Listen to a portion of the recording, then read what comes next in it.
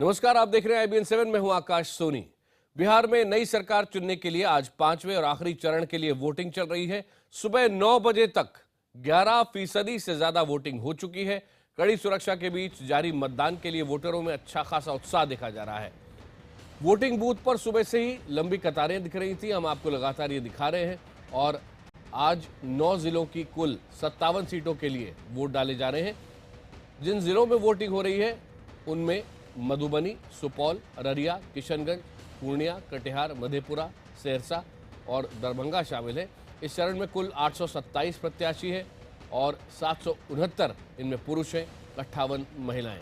इस चरण में तकरीबन 1.5 करोड़ मतदाता अपने मताधिकार का इस्तेमाल कर सकते हैं।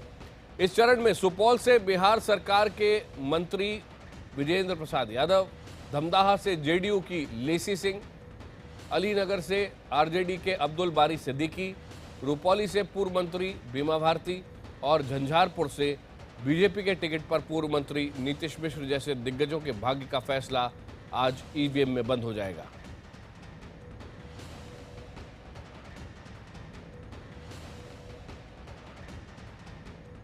JDU अध्यक्ष शरद यादव ने मधेपुरा और BJP नेता शाहनवाज हुसैन ने सुपौल में अपने अपने मताधिकार का प्रयोग किया है। मतदान करने के बाद दोनों नेताओं ने अपने अपने गठबंधन की जीत का दावा किया। BJP के नेता शाहनवाज हुसैन ने कहा, बिहार में परिवर्तन की लहर चल रही है और BJP पूर्ण बहुमत से इस बार बिहार में सरकार बनाएगी। तो शरद यादव ने BJP पर निशाना साधते हुए कहा कि बिहार में NDA का इस बार सफाया हो जाएगा। कोसी, सीमांचल, मिथिलांचल के अंदर इस 5वें फेज में भी हमारे पास जो खबर आ रही है, भारी तादाद में लोग वोट डाल रहे हैं। लोग परिवर्तन के लिए वोट डाल रहे हैं, लोग विकास के लिए वोट डाल रहे हैं, लोग मोदी के साथ हैं। लोग यहाँ चाह रहे हैं कि एक बार परिवर्तन हो और एक अच्छी सरकार बने। बहुत शुभ समाचार भारतीय जनता पार्टी और उसके गठबंधन के लिए है। हम 2/3 बहुमत से चुनाव जीतेंगे, इसमें कोई शक की गुंजाइश नहीं है। ये गाय की पूंछ पकड़ करके यहाँ भी ये चुनाव की बेतरनी पार करना चाहते थे, तो उस पर तो हम बोले नहीं सोए। आज फिर किसी बच्चे को गले लगते हुए वो गाय की पूंछ पकड़े हुए आज तक, और वो गाय काम नहीं आएगी उनके। गाय की पूंछ पकड़ करके ये चुनाव की बेतरनी पार करने की जगह बुरी तरह आएगी। जहां तक BJP का सवाल है, 2 ऐसे चेहरे जिन पर नजर रहेगी, एक पप्पू यादव और दूसरे ओवैसी। अब देखना यह है कि ओवैसी फैक्टर यहां कितना महत्वपूर्ण होता है और साथ ही साथ पप्पू यादव खास तौर पे MY गठबंधन के जो यादव वोट हैं वो कितने महागठबंधन से अपनी ओर खींच पाते हैं। बिहार के मधेपुरा से सांसद पप्पू यादव ने मुख्यमंत्री नीतीश कुमार और RJD अध्यक्ष लालू प्रसाद यादव से आज ये दावा किया है कि मुझे जान का खतरा है। पप्पू ने सनसनीखेज आरोप लगाया कि नीतीश कुमार सरकारी गुंडों की मदद से उनकी हत्या करवाना चाहते हैं और इसी के कारण स्थानीय DM और SP ने उनके साथ बदसलूकी की।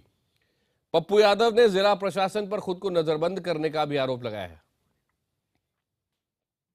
खुर्दा से यहाँ हमको आना था, रास्ते में DM SP जिस तरह से नीतीश कुमार के कहने पर अपमानित किया है, मुझे तो मैं पहले भी कहा हूँ कि नीतीश और लालू कभी भी मरवा सकते हैं। मैंने केंद्र से विशेष सुरक्षा की मांग की है। नहीं, अगला कदम अब वो मारने की तैयारी में नीतीश कुमार है, तो अगला कदम क्या मैं मरूं? इस खबर पर चर्चा के लिए हमारे साथ जुड़ रहे हैं संघ विचारक प्रोफेसर राकेश सिन्हा, JNU के प्रोफेसर बद्री नारायण। बिहार से हमारे साथ 2 संवाददाता जुड़े हुए हैं, पटना से अमिताभ सिन्हा और दरभंगा से वासुदेव त्रिपाठी। अमिताभ, सबसे पहले बिहार के अलग अलग इलाकों से क्या खबरें आ रही है और क्या ये कहना सही होगा कि पिछले चुनाव के हिसाब से अगर देखें तो निश्चित ही महागठबंधन इस चरण में भारी पड़ सकता है? जो कवर कर रहा है BJP को वो पिछली बार खास तौर पे जो चरण था उसमें कवर करना था। देखिए, महागठबंधन हो चाहे बीजेपी, दोनों इस पांचवें चरण से बहुत ज्यादा उम्मीद लगाए बैठे हैं। बीजेपी को लग रहा है कि महागठबंधन के वोट में डेंट लगाने के लिए ओवैसी फैक्टर कारक साबित होगा। दूसरा, पप्पू यादव, जो यादव वोट बैंक है, उसमें सेंध लगा पाएंगे। लेकिन जो इस चरण में जो 4-5 सबसे अहम मुद्दे हैं, वो सबसे पहला मुद्दा है माई, यानी मुस्लिम यादव जो समीकरण है वो चलता है या नहीं चलता है, महागठबंधन को फायदा होता है नहीं। अति पिछड़ा महादलित, क्या बीजेपी इस वोट बैंक में पूरी की पूरी तरह से इसको अपने पक्ष में कर पाएगी या नहीं। तीसरा, ओवैसी फैक्टर। और चौथा जो सबसे अहम है, वो आपको मैं बता दूं, वो पप्पू यादव फैक्टर कितना उस पर इंपैक्ट करता है। लेकिन सबसे अहम बात है आकाश, जो इस इलाके में जो कोसी बेल्ट, वहां पैनलिस्ट इस बात पर एग्री करेंगे, मानेंगे इस बात को कि जो कोसी का इलाका है, गरीबी, पलायन, वहां से जो ट्रेनें निकलती है पंजाब के लिए, पलायन एक्सप्रेस के नाम से जानी जाती हैं। सीमांचल में गरीबी, पिछड़ापन बहुत ज्यादा है। किशनगंज 25 साल पहले जिला बना था, आज ले देके वहां पर 2-3-4 यूनिवर्सिटी, अलीगढ़ मुस्लिम यूनिवर्सिटी के एक कैंपस खोलने की बात हो रही है, वहां पर मेडिकल कॉलेज खोलने की बात हो रही है। तो कुल मिलाकर पिछड़ापन मुद्दा बनता है या नहीं, ये सबसे अहम बात है। लेकिन पूरी की पूरी ताकत दोनों गठबंधनों ने जातिगत आधार पर बांटने में या फिर ध्रुवीकरण में लगाई है। यह बिहार की राजनीति भी तय करेगा आने वाले दिनों की। वासुदेव त्रिपाठी दरभंगा से हमारे साथ हैं। वासुदेव, ये बताएं, आम लोगों को क्या लगता है कि क्या जब वो भाषण सुन रहे थे राजनेताओं के, उनके दिल की बात कह रहे थे राजनेता, समझ पाए हैं कि लोगों की जरूरत क्या है? जी देखिए, आम लोगों को अपनी रोजमर्रा की मुसीबतों से चूंकि रूबरू होना ही पड़ता है, इसलिए विकास के मुद्दे को किसी भी हाल में बिल्कुल दरकिनार नहीं किया जा सकता। लेकिन उसके साथ साथ ये चूंकि इस सीमांचल और मिथिलांचल की जो राजनीति आखिरी चरण में आते आते जिस पड़ाव पे पहुंच गई है, वहां पे चाहे जातीय ध्रुवीकरण की बात हो या सांप्रदायिक ध्रुवीकरण की बात हो, इन दोनों एलिमेंट्स को भी नकारा नहीं जा सकता। हमारे साथ कुछ लोग हैं, हम यहाँ पर इस वक्त दरभंगा के बूथ पे ही खड़े हुए हैं, जो लोग वोट डालने आए हैं या वोट डाल के निकल रहे हैं। हम कुछ लोगों से बात करेंगे। सबसे पहले हमारे साथ एक यूथ वोटर हैं। आप ये बताइए, जब वोट डालने आ रहे हैं तो क्या क्या मुद्दे हैं? सांप्रदायिक ध्रुवीकरण, आरक्षण या जो जातीय ध्रुवीकरण है वो मायने रखता है, या जो पलायन है, एम्प्लॉयमेंट है, ये मुद्दे ज्यादा मायने रखते हैं? ज़्यादा तो एम्प्लॉयमेंट लगता है, क्योंकि आजकल जॉब की बहुत कमी हो गई है। आजकल बहुत सारे मतलब पढ़ रहे हैं बच्चे, लेकिन उसके बाद फिर जॉब की बहुत अथी हो गई, स्कार्सिटी हो गई है। लेकिन जो भी नेता यहाँ पर आते हैं, भाषण देते हैं, उनके भाषणों में जिस तरीके से केवल आरक्षण की बात होती रही है, सांप्रदायिक आधार पर आरक्षण की बात होती रही है, वो आप लोगों को, यूथ वोटर्स को प्रभावित कर रहा है? कर तो रही है, वो भी कर रहा है जी। आप ये बताइए, आप लोगों के लिए प्राइमरी मुद्दे क्या हैं? सबसे ज्यादा प्राथमिकताएं बड़ी क्या हैं इस दरभंगा के लिए और मिथिलांचल के लिए? बस यहाँ पर अन्यथा है कि भाई डेवलपमेंट हम लोग चाह रहे हैं, डेवलपमेंट हो बिहार का, और उससे सब चीज एम्प्लॉयमेंट भी बढ़ेगा, सब कुछ होगा, जो सही आवेगा ठीक है, वो सही काम। डेवलपमेंट की बात तो बेशक कर रहे हैं, लेकिन ये भी कहा जा रहा है आकाश की जो और मुद्दे हैं जिन्हें की राजनीतिक दलों ने उठाया, वो भी यहाँ पर प्रभावित दिख रहे हैं। बिल्कुल है उससे। राकेश सिन्हा जी, आपके पास आऊंगा। ये वो इलाका है बिहार का जिसमें गरीब लोग बहुत बड़ी संख्या में हैं, और अभी आप सुन भी रहे थे लोगों के मुद्दे क्या हैं। क्या आपको ऐसा लगता है कि इंटॉलरेंस जैसे मुद्दे और दूसरे मुद्दे उठाकर जो राजनेता हैं वो विषय से भटक गए, लोग जो चाह रहे थे, जो उनकी समस्याएं थी, उन पर, उनकी नब्ज पर हाथ नहीं रख पाए? देखिए, भारत के कुलीनों के साथ एक दुविधा है। वे जमीन और हकीकत से दूर रहते हैं, और उन्हें लगता है कि वे जो बोलते हैं, वे जो करते हैं, वे जो समझते हैं, वही आम जनता समझती है, वही आम जनता करती है, वही आम जनता बोलती है। ऐसा है नहीं। इसलिए कुलीनों का विश्लेषण हमेशा गलत साबित हुआ है। मैं यहाँ दो बातें कहना चाहता हूँ। लोग सर्वेक्षण करने जाते हैं, मैंने कोसी क्षेत्र को देखा है, मैं उसी भूभाग से आता हूँ। मैं जान रहा हूँ कि जैसे अभी कहा गया, कोसी से जो गाड़ियाँ जाती हैं उसको पलायन एक्सप्रेस कहते हैं। पिछले 30-40 साल से बिहार के मजदूर, बिहार के छात्र और बिहार के लोग रोजगार के लिए, शिक्षा के लिए बाहर जा रहे हैं। वे जो बाहर से आ रहे हैं, देखिए 70-80 के दशक में पूरे देश की एक हालत थी, लेकिन 90 के बाद से जो विकास की प्रक्रिया अलग अलग प्रांतों में हुई, उसका प्रभाव बिहार पे पड़ा है। जो मजदूर बाहर से आ रहा है वो देख रहा है कि जाति से कहीं अधिक महत्वपूर्ण है रोजी रोटी का सवाल। जो छात्र बाहर से आ रहे हैं वो भी यही देख रहे हैं। इसलिए राकेश सिन्हा जी, बहुत महत्वपूर्ण बात की आपने। प्रोफेसर बद्रीनारायण भी हमारे साथ। पाटलिपुत्र का महासंग्राम अपने अंतिम चरण में है। आइए सीधे चलते हैं प्रोफेसर बद्रीनारायण के पास, जो कि चुनाव विश्लेषक है। प्रोफेसर साहब, एक तरफ इस बार एमवाय गठबंधन है, मुसलमान इस इलाके में काफी बड़ी संख्या में है और यादव भी बड़ी संख्या में है, और दूसरी तरफ बीजेपी उनका मुकाबला करने की कोशिश कर रही है अति पिछड़ों और साथ ही साथ महादलितों को अपने साथ में लेके। इस सोशल इंजीनियरिंग जो दोनों तरफ से जारी थी, इसके बीच में असली मुद्दे क्या छूट गए पीछे? बिल्कुल आकाश, जो असली मुद्दा पिछड़ेपन का था और है भी उस क्षेत्र में, सीमांचल कोसी के क्षेत्र में, वो इस चुनाव का मुद्दा नहीं है। और चुनाव को पूरी तरह से, क्या आवाज नहीं आ रही है? आपकी आवाज आ रही है? चुनाव को पूरी तरह से आ रही है, ठीक है। इस चुनाव को पूरी तरह से जाति के आधार पे मोबिलाइज किया गया है। और जैसे मैं पिछले बार विकास की बड़ी चर्चा थी 2014 के चुनाव में, तब भी हमने कहा था कि वो विकास का नहीं, विकास प्लस का चुनाव है, डेवलपमेंट प्लस का, उसी जिसमें डेवलपमेंट के साथ कास्ट, क्षेत्रीय समीकरण, धार्मिक पोलराइजेशन सब था। वैसे ही ये भी जाति प्लस का चुनाव है, जिसमें जाति के साथ बहुत सारे फैक्टर्स, विकास की भी बात है, पिछड़ेपन की भी बात है, लेकिन जाति सबसे आगे है। लेकिन इसमें जो एक इंटरेस्टिंग ऑब्जर्वेशन वो ये है आकाश, कि जो ईबीसी और महादलित को एक कोहेसिव वोट मान के चल रही थी बीजेपी, वो नहीं हो रहा है। और ईबीसी 94 जातियों का गठबंधन का एक समूह है, जो बहुत छोटी छोटी जातियां हैं। आपने महत्वपूर्ण बात कही है। मेरे पास बस 30 सेकेंड और है। प्रोफेसर सिन्हा, आपके पास आ रहा हूं। वोट काटने के लिए डिपेंड कर रही है बीजेपी पप्पू यादव पर भी और ओवैसी पर भी। देखिए, बात यह है कि पप्पू यादव का स्थानीय प्रभाव कोसी में है, और विधानसभा के चुनाव में एक बात जान लीजिए कि राष्ट्रीय मुद्दों को लोग डिस्कस तो करते हैं, लेकिन स्थानीय स्तर पर विधायकों के साथ संबंध, उस राजनेता से संबंध, ये बहुत महत्वपूर्ण कारक होता है। और इस मामले में पप्पू यादव का एक बेल्ट है, जो वो वोट कितना ले जाते हैं, यह सीधा प्रभाव महागठबंधन पर पड़ेगा। ओवैसी को तो मैं कहता हूं वो थोक व्यापारी हैं वोट के, और जेडीयू आरजेडी ये रिटेल व्यापारी हैं, खुदरा व्यापारी हैं वोट बैंक के। तो वोट बैंक के व्यापारियों में झगड़ा चल रहा है थोक बैंक वाले में। अब थोक व्यापारी ले जाएगा या रिटेल वाला ले जाएगा, अब देखना है। मुझे लगता है कि दोनों का एक नकारात्मक प्रभाव पड़ेगा। लेकिन एक बात मैं कह दे रहा हूं, इस चुनाव में एक नई जाति का इमरजेंसी हुआ है, वो विकास के नाम पर जाति है। लोग इन सब से ऊपर उठकर दे रहे हैं। राजनेता क्या किए वो महत्वपूर्ण नहीं है, लोग क्या सोच रहे हैं ये ज्यादा महत्वपूर्ण है। और चुनाव इसी आधार पर, और शायद यही जाति आखिरी चरण में कम से कम बहुत पीछे छूट गई। राकेश जी आपका धन्यवाद, बद्रीनारायण जी आपका भी बहुत बहुत धन्यवाद। तो IBN 7 स्पेशल पाटलिपुत्र का महासंग्राम। आपको बता दें कि बिहार में नई सरकार चुनने के लिए आज 5वें और आखिरी चरण के लिए वोटिंग जारी है। सुबह 10 बजे तक यहां तकरीबन 18% से ज्यादा वोटिंग हो चुकी है।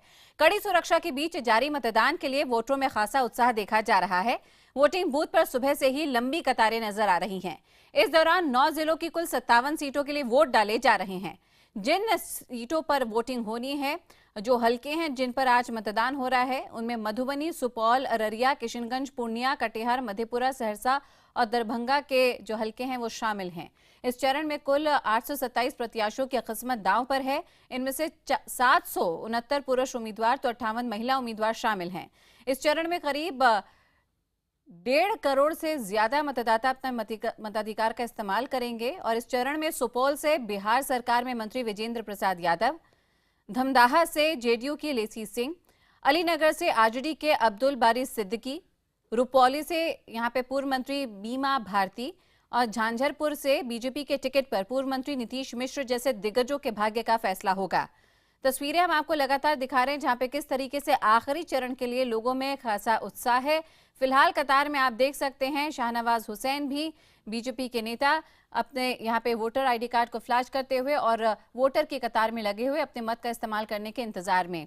आपको बता दें कि खास उत्साह देखा जा रहा है दरभंगा, पूर्णिया, सुपौल, मधुबनी, अररिया और सहरसा।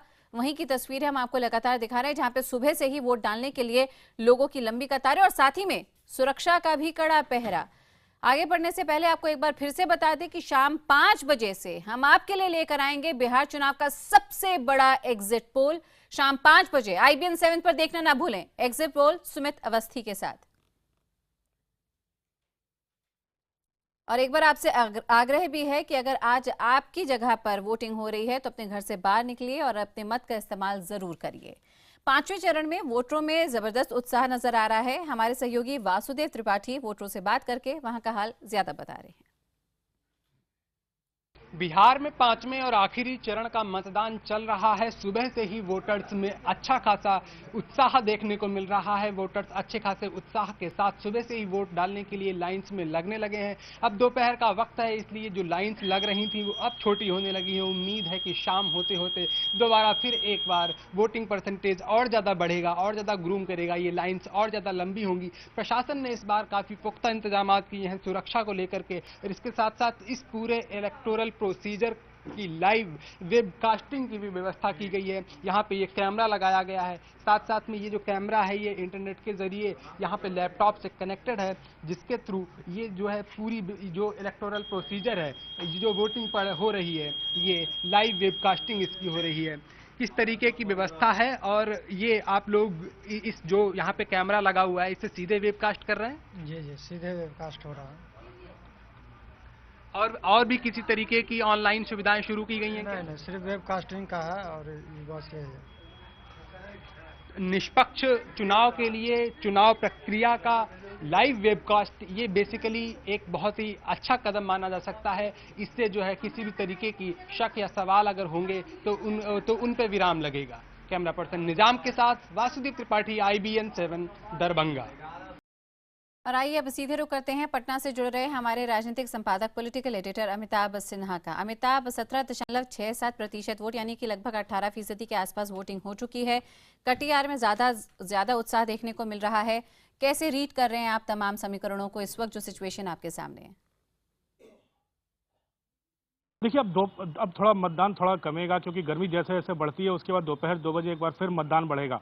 लेकिन जिस रफ्तार से मतदान चल रहा है तो लगता है कि पिछले बार का आंकड़ा हो सकता है उससे थोड़ा ज़्यादा इस बार मतदान हो जाए। लेकिन ज़्यादा बीजेपी भी यही उम्मीद कर रही होगी कि ज़्यादा से ज़्यादा मतदान करने वाले वोटर बाहर निकले, क्योंकि अगर जितनी ज़्यादा वोटरों की संख्या बढ़ेगी उतना ही ज़्यादा बीजेपी को लगेगा कि परिवर्तन के लिए वोट मिल रहे हैं। लेकिन जब पिछली बार जैसा ही अगर मतदान रह जाता है तो फिर कांटे की टक्कर हो जाएगी, क्योंकि तब ये साफ हो जाएगा कि किस आधार पर वोट पड़े हैं, जाति के आधार पर पड़े हैं कि ध्रुवीकरण हुआ है। लेकिन एक चीज तो साफ है तेजस्वी, कि इस चरण में दोनों पार्टियों ने काफी कुछ अपना दांव पर लगा रखा है। बीजेपी को लग रहा है कि ओवैसी फैक्टर उनकी मदद करेगा, क्योंकि वो अल्पसंख्यक मतदाताओं के वोट काटेगा जो महागठबंधन की तरफ एक मुश्त जा सकते थे। पप्पू यादव जो अपने काफी यादव उम्मीदवारों के साथ मैदान में है, कई जगहों पर उन्होंने अगर फॉरवर्ड उम्मीदवार है तो फॉरवर्ड के खिलाफ अपना वैसे ही मजबूत उम्मीदवार खड़ा किया है। तो पप्पू यादव भी लगातार महागठबंधन को हराने की जुगत में लगे हुए हैं। तो जाहिर तौर पर बीजेपी इस कोशिश में लगी है कि ये दोनों फैक्टर काम कर जाएं, और ध्रुवीकरण की जो कोशिश हुई थी पिछले 3-4 दिनों में, चौथे चरण के मतदान के पहले से जो कोशिश शुरू हुई थी, अगर ये तीनों काम करता है तो बीजेपी को लग रहा है कि उनके वोट बैंक, उनका वोट प्रतिशत यहां बढ़ सकता है, उनकी सीटें बढ़ सकती है। लेकिन महागठबंधन अब तक इसी कोशिश में है कि जातिगत आधार पर जो यहां ध्रुवीकरण हुआ है अगर वो ठीक ठाक बैठ जाता है तो महागठबंधन को भी फायदा होगा। तो जाहिर तौर पर दोनों पार्टियों ने उसी हिसाब से अपने उम्मीदवार दिए हैं, उसी हिसाब से अपनी रणनीति तैयार की है, उसी हिसाब से अपने ऐड दिए हैं। भले ही इस नाम पर काफी बदजुबानी हुई है, ध्रुवीकरण की कोशिश हुई है, माहौल बिगाड़ने की कोशिश हुई है, लेकिन इतना तो तय है कि स्थानीय मुद्दे हैं, गरीबी है इस इलाके में, बेरोजगारी है इस इलाके में, चाहे वो कोसी का बाढ़ हो, कोसी की बाढ़ हो, या कोसी के 3 जिले हैं सहरसा, मधेपुरा, उस इलाके से लोगों का लगातार पलायन हो रहा है पिछले 40 सालों से। इन सब मुद्दों पर जिस नेता की बात लगी, विकास की बात लगी, वोटर उसी के पक्ष में जाएगा, इतना तो तय है। तो जाहिर है कांटे की लड़ाई है, और यही 5वें चरण का मतदान तय करेगा कि किस पार्टी की सरकार बन रही है। बिल्कुल, तो अब 5 सालों बाद ये मौका है जब आखिरी बार मुहर लग रही है। अब अगले 5 साल का इंतजार होगा, जनता जब अपना जनादेश दे सकेगी। अमिताभ सिन्हा हमारे पॉलिटिकल एडिटर सीधे ग्राउंड जीरो से हमें रिपोर्ट कर रहे हैं। बहुत बहुत शुक्रिया अमिताभ आपका हमारे साथ जुड़ने के लिए। जेडीयू अध्यक्ष शरद यादव ने मधेपुरा और बीजेपी नेता शाहनवाज हुसैन ने सुपौल में अपने मताधिकार का प्रयोग किया। मतदान करने के बाद दोनों नेताओं ने अपने अपने गठबंधन की जीत का दावा भी किया। बीजेपी नेता शाहनवाज हुसैन ने कहा कि बिहार में परिवर्तन की लहर चल रही है और बीजेपी पूर्ण बहुमत से सरकार बनाएगी। तो वहीं शरद यादव ने बीजेपी पर निशाना साधते हुए कहा कि बिहार में एनडीए का सफाया हो जाएगा। कोसी, सीमांचल, मिथिलांचल के अंदर इस 5वें फेज में भी हमारे पास जो खबर आ रही है, भारी तादाद में लोग वोट डाल रहे हैं, लोग परिवर्तन के लिए वोट डाल रहे हैं, लोग विकास के लिए वोट डाल रहे हैं, लोग मोदी के साथ हैं। लोग यहाँ चाह रहे हैं कि एक बार परिवर्तन हो और एक अच्छी सरकार बने। बहुत शुभ समाचार भारतीय जनता पार्टी और उसके गठबंधन के लिए है। हम 2/3 बहुमत से चुनाव जीतेंगे, इसमें कोई शक की गुंजाइश नहीं। तो यहाँ पर आप सुन रहे थे बीजेपी के नेता शाहनवाज हुसैन को, जो कि अपनी अपनी जीत का दावा हर कोई नेता यहाँ पर करता हुआ। बिहार में नई सरकार चुनने के लिए आज 5वें और आखिरी चरण के लिए वोटिंग जारी है। सुबह 11 बजे तक यहां 24% से ज्यादा वोटिंग हो चुकी है। कड़ी सुरक्षा के बीच जारी मतदान के लिए वोटर्स में खासा उत्साह देखा जा रहा है। वोटिंग बूथ पर सुबह से ही लंबी कतारें भी नजर आ रही हैं और इस दौरान 9 जिलों की कुल 57 सीटों के लिए वोट डाले जा रहे हैं। जिन सीटों में वोटिंग होनी है उनमें मधुबनी, सुपौल, अररिया, किशनगंज, पूर्णिया, कटिहार, मधेपुरा, सहरसा, दरभंगा शामिल है। इस चरण में कुल 827 प्रत्याशियों की किस्मत दांव पर है। इनमें 769 पुरुष उम्मीदवार हैं तो 58 महिला उम्मीदवार भी शामिल हैं। इस चरण में करीब 1.55 करोड़ मतदाता अपने मताधिकार का इस्तेमाल करेंगे। इस चरण में सुपौल से बिहार सरकार में मंत्री विजेंद्र प्रसाद यादव, धमदाहा से जेडीयू की लेसी सिंह, अलीनगर से आरजेडी के अब्दुल बारिक सिद्दीकी, रुपौली से पूर्व मंत्री बीमा भारती और झंझारपुर से बीजेपी के टिकट पर पूर्व मंत्री नीतीश मिश्रा जैसे दिग्गजों के भाग्य का फैसला आज होना है। आप तस्वीरों में देख सकते हैं कि किस तरह आखिरी चरण के लिए लोगों में उत्साह भी नजर आ रहा है। दरभंगा, पूर्णिया, सुपौल, मधुबनी, अररिया, सहरसा में लोग सुबह से ही वोट डालने के लिए लाइन में लगे हैं। और आगे बढ़ने से पहले आपको बता दें कि आज शाम 5 बजे से हम आपके लिए लेकर आएंगे बिहार चुनाव पर सबसे बड़ा एग्जिट पोल। तो शाम 5 बजे IBN 7 पर देखना ना भूलें एग्जिट पोल सुमित अवस्थी के साथ।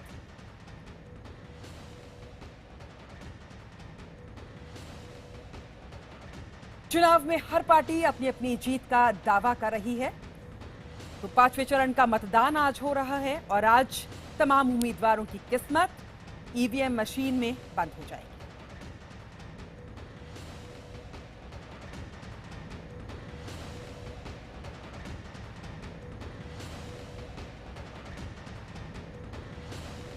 कोसी, सीमांचल, मिथिलांचल के अंदर इस 5वें फेज में भी हमारे पास जो खबर आ रही है, भारी तादाद में लोग वोट डाल रहे हैं।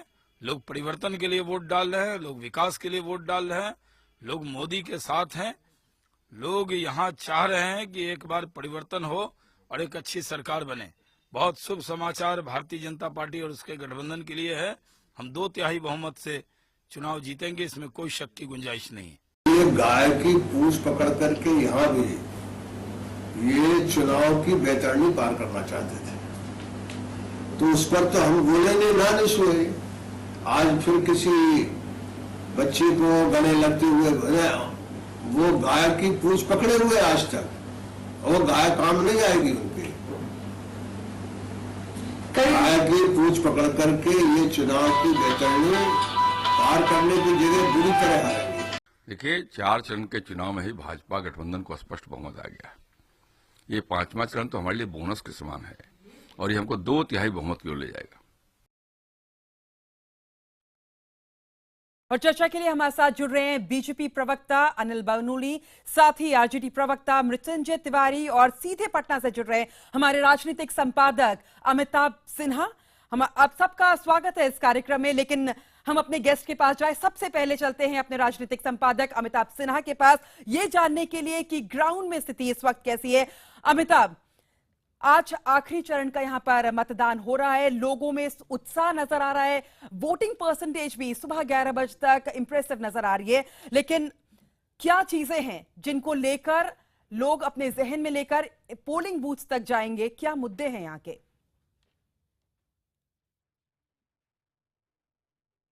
देखिए, जहां तक लोकल स्थानीय वोटरों का सवाल है, स्थानीय वोटर तो अपने स्थानीय मुद्दे लेकर ही जाता है, लेकिन जो दोनों पार्टियां हैं, दोनों गठबंधन है, उनके सामने 5 पायल सबसे अहम मुद्दे हैं। पहला, मुस्लिम यादव समाई समीकरण किस तरफ जाएगा, गठबंधन के साथ जाएगा, टूटेगा।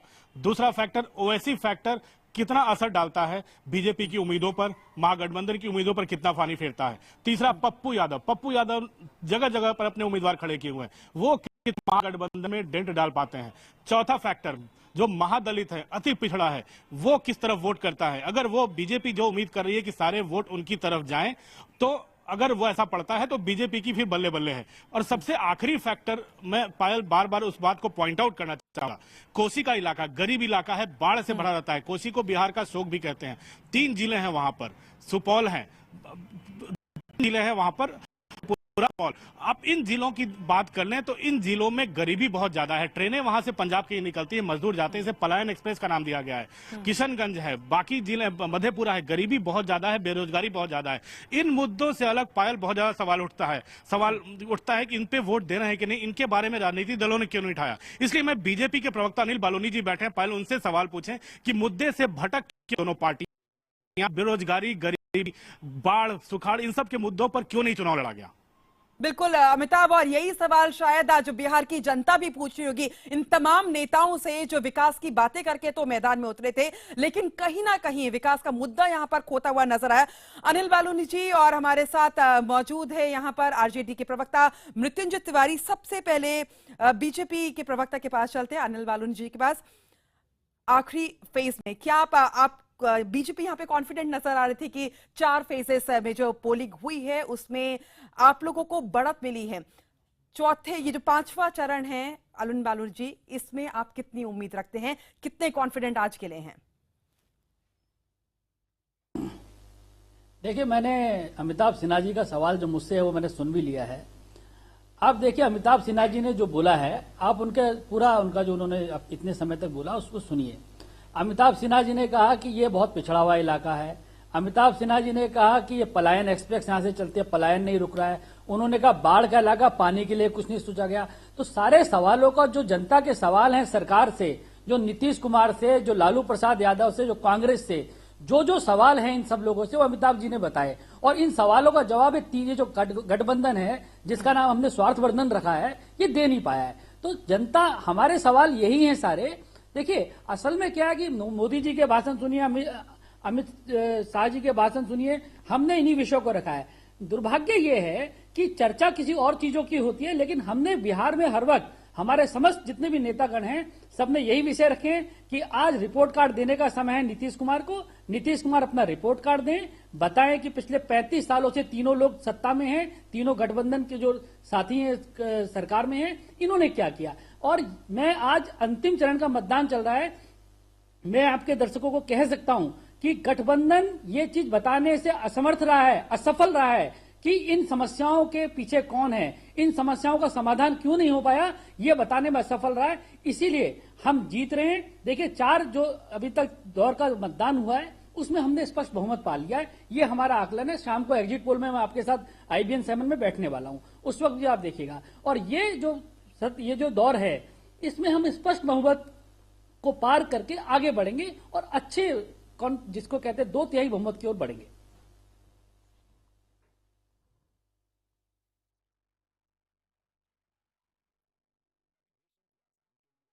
चलिए, तो यहां पर आप सवाल भी उठा रहे हैं कि क्यों अभी तक ये सब नहीं किया गया, लेकिन अनिल बालूनी जी, आप ही की पार्टी के नेता प्रधानमंत्री नरेंद्र मोदी भी, यहां पर हमने देखा कि बीजेपी पे आरोप लग रहे हैं कि पोलराइजेशन की राजनीति बीजेपी ने की। जिस तरीके के एड्स बीजेपी लेके आई, जिस तरीके की बात यहां पर बीजेपी ने की, वो आप विकास के मुद्दे के साथ उतरे थे, लेकिन कहीं ना कहीं आप लोगों ने भी आखिरी चरण का फेज आते आते आपने अपनी स्ट्रैटेजी यहां पर चेंज कर ली। नहीं, देखिए, स्ट्रेटेजी का पहले सवाल नहीं है। हम लोग हर वक्त विकास की बात करते रहे। मैं इसीलिए कह रहा हूं कि दुर्भाग्य की बात है कि कोई पूरे 45 मिनट 50 मिनट के भाषण में एक लाइन को करके मुद्दा बना लिया जाता है। हमने हर वक्त विकास की बात की। हमने बोला कि आज पूरे देश के अंदर 34% घरों में पानी है, पेयजल है, बिहार में 4% पे क्यों है। हमने पूछा कि बिजली क्यों नहीं है, क्यों नहीं नए विद्यालय खुल रहे, क्यों नहीं नए विश्वविद्यालय खुल रहे। हमने सारे विषय रखे हैं। और जहां तक देखिए, कुछ मुद्दों को हमने बोला है, अगर लालू प्रसाद यादव या नीतीश कुमार दादरी से कोई मुद्दा उठा के ले आते हैं, कभी हरियाणा से कहीं मुद्दा उठा के ले आते हैं, इनके, क्योंकि ये विकास पे बात नहीं करते, तो जरूर हमको जवाब देना पड़ता है। क्योंकि जनता को हमको स्पष्ट बताना पड़ेगा कि भाई जो ये लोग कह रहे हैं गलत बात है। अगर लालू प्रसाद जी दादरी से मुद्दा उठा के बिहार ले आते हैं तो हमको स्पष्टीकरण देना पड़ेगा। लेकिन मैं आपको विश्वास के साथ कह सकता हूं, हमने पूरे देश के लिए विकास के एजेंडे पे बात की है। हम बिहार के लिए विकास के एजेंडे पे बात करते हैं। हम एक नया बिहार बनाना चाहते हैं। हम ऐसा बिहार बनाना चाहते हैं कि जो पूरे देश में जितने राज्य उसमें बेहतर राज्य बिहार बने। इसका संकल्प लेके हम लोग सत्ता में आएंगे और देखिएगा हम लोगों के सपनों को पूरा भी करेंगे। चलिए अनिल बलूनी जी, आप अपनी बात यहां पर रखें, लेकिन इससे पहले हम अपने दर्शकों को बता दें कि इस बीच गाय वाले विज्ञापन विवाद के बाद एक बार फिर विज्ञापन सामने आया है जिस पर विवाद हो गया है। इस विज्ञापन में बीजेपी की तरफ से आरएसएस से संबंधित वोटरों से अपील की गई है। इस विज्ञापन में बिहार के मतदाताओं से कहा गया है कि आरएसएस और बीजेपी के नाम पर तरह तरह के पर्चे बांटे जा रहे हैं। इसने लोग होशियार रहे इन विज्ञापनों से। इस विज्ञापन में किसी का नाम लिए बिना कहा गया है कि उनकी ओर से कोई पर्चा नहीं छपाया जाता है, लेकिन हताश दल ऐसी साजिश कर रहे हैं। इससे पहले चुनाव आयोग ने नसीहत दी थी कि उनकी बिना इजाजत के कोई विज्ञापन न छपाया जाए। इसके बावजूद आज फिर अखबारों में ये विज्ञापन नजर आया है। इस पर क्या कहना चाहेंगे अनिल बलूनी जी आप? क्या एक बार पायल जी सवाल जरा दोबारा से दोहराएंगे प्लीज? देखिए, विज्ञापन यहां पर एक मुद्दा बन गया है। जिस तरीके से एड्स आप लोग दे रहे हैं, यहां पर बीजेपी की तरफ से ऐड आ रहे हैं। कल हमने जो ऐड देखा जो अखबारों में छपा था, आज जो कहा जा रहा है कि आरएसएस की तरफ से एक ऐड निकाला गया है, बीजेपी उसका खंडन कर रही है। ये ऐड पॉलिटिक्स आप लोग क्यों कर रहे हैं? देखिए मैं आपको फिर दोहराता हूं, हम कोई इस तरह की राजनीति नहीं कर रहे। आप देखिए कितना दुर्भाग्य की बात है, अगर लालू प्रसाद यादव को इस चीज कहते हैं, किसी भी संदर्भ में गाय के बारे में कहते हैं, नीतीश कुमार कहते हैं या रघुवंश प्रसाद कहते हैं, जो कहते हैं उन पे आपत्ति नहीं है। अगर हम लिख दें तो उस पर आपत्ति है। ये लोग लगातार चुनाव प्रचार में कहते रहे, ये लगातार विकास के जो मुद्दा है उसको डिरेल करने की कोशिश करते रहे। इसलिए हमारा कहना है कि ये जो सब बातें ये लोग कहते थे उसको हमने लिखा था, लेकिन निश्चित तौर पे हमारे खिलाफ एक षड्यंत्र हो रहा है बिहार के अंदर, हमारे खिलाफ एक साजिश हो रही है। जनता को अलग अलग तरीके से लोगों को बताना जरूरी है कि हमारे खिलाफ षड्यंत्र हो रहा है, आप सावधान रहें, इसमें क्या आपत्ति होनी चाहिए। लेकिन ये ऐड आपने अनिल बलूनी जी आपने भी देखा होगा, जिन वर्ड्स को इसमें हाईलाइट करके लाल रंग में लिखा गया था, आपको लगता नहीं ये ऐड कॉन्ट्रोवर्शियल है? ईसी ने भी इस पे कहा है कि ऐड कॉन्ट्रोवर्शियल है, इस तरीके के ऐड ना छापा जाए। उसके बावजूद एक ऐड आज हमने यहाँ पर देखा है। नहीं, क्या भारतीय जनता पार्टी की तरफ से ऐड है क्या? बिल्कुल, ये जो ऐड ये आपके सामने।